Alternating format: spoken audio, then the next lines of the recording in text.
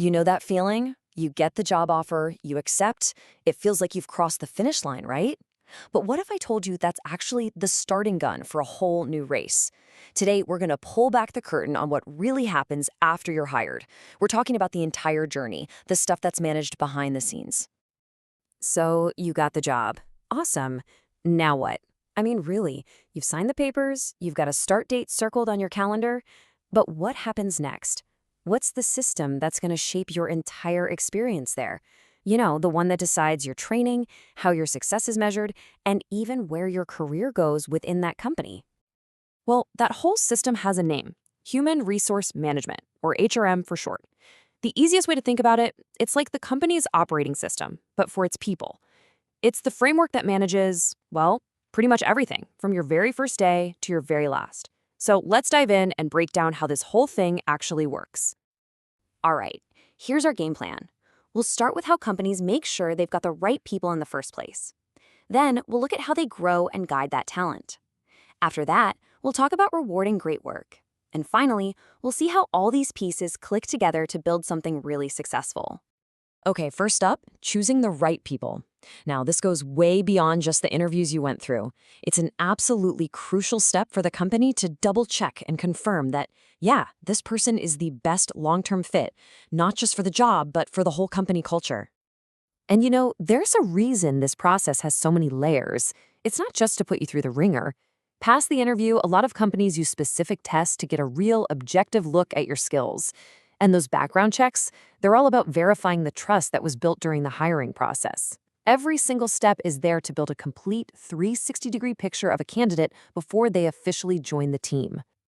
Okay, so you're in, you're on the team. Now, the company's whole mindset shifts. They're not selecting anymore, they're investing. This next part of the journey is all about them helping you grow, adapt, and become an even bigger asset to the organization.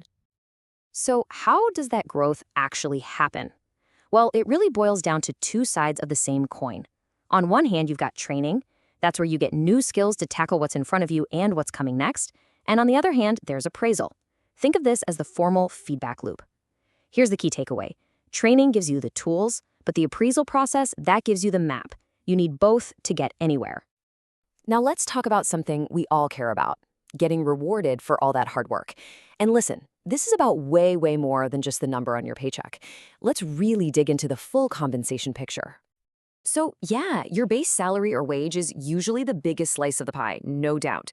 But look at all this other stuff. This is what really shapes your experience. Benefits, that's your security, your peace of mind. Bonuses, that's a direct reward for knocking it out of the park. And recognition, that taps into something deep, that human need to just feel valued for what you do. When you put it all together, you get this super powerful motivation system that a simple paycheck could never ever create on its own. All right, so we've looked at the different parts, right? The selection, the training, the feedback, the compensation. Now for the really cool part. Let's see what happens when a company actually gets all of these pieces working together, like a well-oiled machine, in a way that's fair and totally transparent. And this is the payoff. I mean, think about it. When you feel like the system is fair, like promotions are actually earned, the feedback you get is meant to help you, and the pay makes sense, what does that do? It builds trust, and that trust is everything. It leads straight to better morale, higher productivity, and people who actually want to stick around for the long haul. Plus, it gives the company a great reputation that brings in even more amazing people. Okay, so all this theory is great, but let's see how it works in the real world, right? Let's take a look at a case study, IBM. They're pretty famous for having a really strong HR system that actually puts all these ideas into practice. What IBM does so well is show how all these different pieces can create this amazing positive cycle. They have continuous training with their IBM Skills Academy, so employees always have the skills they need to grow. Then they provide clear, structured career paths and regular evaluations, which basically gives people a roadmap and the feedback they need to follow it. And to top it all off, their competitive compensation makes sure that as people become more valuable to the company, their rewards grow too. See how each part feeds the next? It's brilliant. And the result of all this? It's incredibly powerful. Because they invest in every single stage of the employee journey, IBM ends up with a workforce that isn't just motivated to do today's job, they're actually skilled up and ready for whatever challenges are coming tomorrow.